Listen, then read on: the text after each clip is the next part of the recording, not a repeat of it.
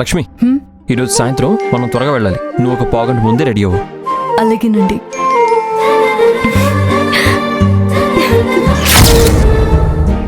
ఏం జరిగినా ఎప్పుడు ఇలా సంతోషంగా ఉండండి. మిమ్మల్ని చూస్తుంటే మనసు ప్రశాంతంగా ఉంది.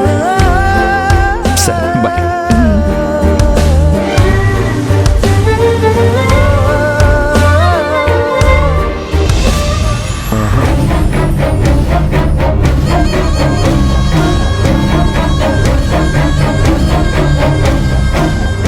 హలో, ఇది ఆఫీస్ ప్రెమిసెస్. ఇక్కడ సిగరెట్ తాగితే ఫైన్ కట్టాల్సి ఉంటుంది. నీకు అంతగా కాల్చాలనిపిస్తే దూరంగా వెళ్ళి ఏమైనా చేసుకో.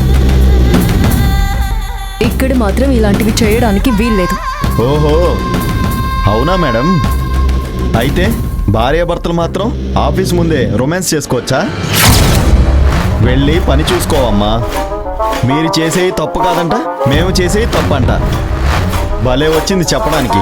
ఏ, నోరు అదుపులో పెట్టుకుని మాట్లాడు. నీలాంటి చిల్లర మనుషులతో మాట్లాడటం నాకు ఇష్టం లేదు. ఇది నా ఆఫీస్. ఇక్కడ కొన్ని రూల్స్ అండ్ రెగ్యులేషన్స్ ఉంటాయి. అవి నీకు అర్థం కాకపోతే గట్టిగా బుద్ధి చెప్తాను. ఎందుకంటే మర్యాదగా చెప్తే నువ్వు వినే పరిస్థితుల్లో లేవనిపిస్తుంది.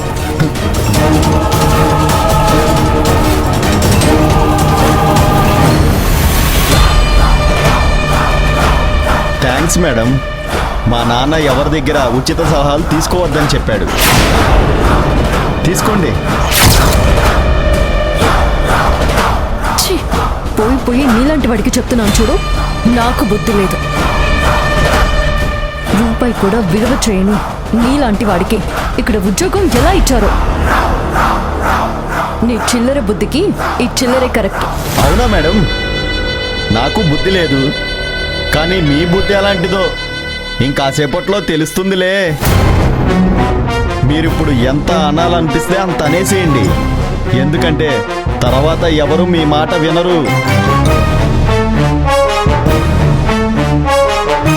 అయ్యయ్యో, కన్ఫ్యూజ్ అవ్వకండి మేడం. ఎలా చిచ్చు పెట్టబోతున్నానో మీరే చూడండి.